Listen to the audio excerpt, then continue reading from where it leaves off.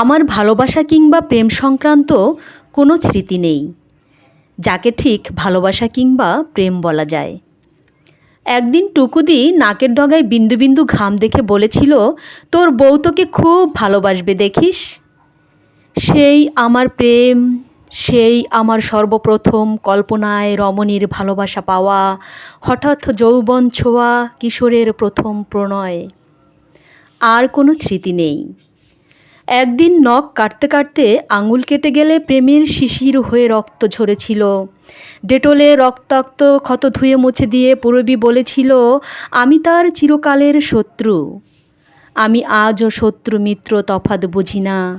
নিজেরই শত্রু হয়ে আমি আজও অপেক্ষমান। ঘুরে ফিরে স্মৃতির সম্মুখে এসে এখনও দাঁড়াই। আমার এছাড়া ভালোবাসা কিংবা প্রেমের কাছাকাছি আর কোনো স্মৃতি নেই। সেই আমার প্রেম, অদ্যাবধি সেই আমার পূর্ণ ভালোবাসা।